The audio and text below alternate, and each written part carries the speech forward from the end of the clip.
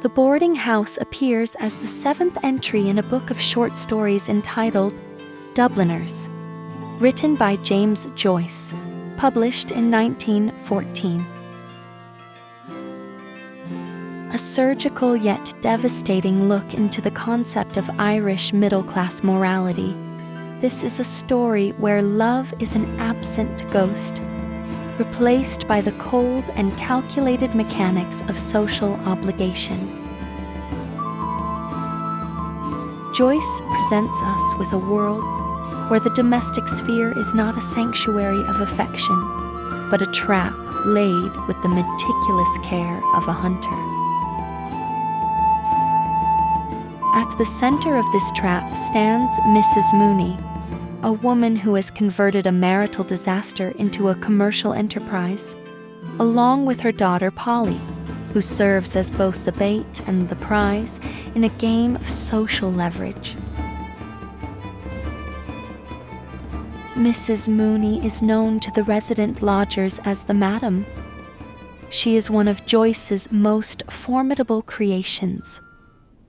Having survived a terrible marriage to a violent alcoholic, she does not seek sympathy from the world. She seeks out financial security and stability. She turns to real estate in the form of a boarding house, and she runs the place with a stern, governing hand, observing the movements of her tenants with the clinical detachment of a warden. When she discovers the affair between her daughter and the naively misguided wine clerk, Mr. Doran, she does not react with the outraged shock of a protective mother. Instead, she waits. She allows the intimacy to ripen until it reaches the point of no return, a point to where the social cost of retreating from Mr. Doran becomes higher than the personal cost of a loveless union. The brilliance of Joyce's narrative lies in its exploration of paralysis, the central theme of the entire collection. Mr. Doran is the quintessential Joycean victim. A man of 34 or 35, he has spent his entire life building a reputation of being diligent and reliable. As he sits in his room, agonizing over his predicament, we see the internal gears of a man caught in a vice, and it isn't very pleasant to look at. He doesn't love Polly, and though he feels a measure of sentiment towards her, there's something about her that he finds vulgar. Yet the specter of his employer, the looming shadow of the church and its views, and the implacable weight of Mrs. Mooney's silent demand for reparation, it reduces him to becoming embarrassingly immobile. He's a man witnessing his life flow away from him, unable to raise a hand in protest, because the tide of his life course rests in the very society that he's worked so hard to appease. Polly Mooney is equally as tragic, though she is more enigmatic. Joyce paints her as a little perverse Madonna, a 19-year-old who plays the role of a country girl flirt before the youthful male residents, under the watchful eye of her mother. Whether she's a co-conspirator in Mrs. Mooney's scheme or merely a pawn among the others is left tantalizingly ambiguous. However, her final moments in the story, sitting on the bed, lost amid hopes and visions as Mr. Doran descends to meet with his fate. It is suggestive of a terrifying resignation. She is moving from one institution of control to another, trading her employment at the boarding house for a marriage built on the unsettling foundations of a scandal averted.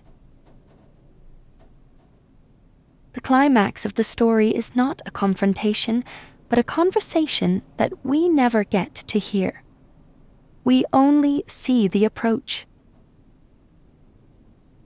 Mrs. Mooney's summons strikes the death knell for Mr. Doran's freedom. Joyce has applied the word reparation repeatedly, turning a theological and legal term into a weapon of domestic extortion. In the realm of the boarding house, a sin has been committed. The only way to balance the ledger is through the soul-stifling commitment of marriage. There is no mention of happiness, no whisper of compatibility. There is only the preservation of respectability. As readers, we are invited to confront the claustrophobia of early 20th century Dublin, but Joyce's insight extends far beyond his specific geography. He captures the universal human tendency to sacrifice the soul on the altar of the opinion of others. Mr. Doran's downfall is that he fears the loss of his job and his reputation more than he fears the loss of his own agency. He wants to fly away, yet he chooses a living death to be endured over a shameful one of personal ruin. The boarding house is not just a space for lodgers. It's a metaphor for the environments where individuality is sacrificed for the sake of society's rigid moral code, the banal tragedies of the mundane. Joyce shows us that the most profound imprisonments do not occur behind iron bars, but within the bedrooms and parlors of decent people. The story ends not with a resolution, but with the beginning of a long and silent misery for a couple who never truly chose one another. How many of the defining pillars of your current existence, your profession, your marriage, your social standing, were erected through the exercise of your own free will? And how many were forced upon you by the silent, crushing weight of social obligation? If you were to strip away the expectations of your family, the requirements of your career, and the fear of what your neighbors might say, how much of your daily life would actually remain? And who would be the stranger left standing in the mirror? Please remember that book time learning is dedicated to the study of writing, literature, and education. If this video has been helpful or enjoyable in any way, please consider liking and/or subscribing, and thank you for watching.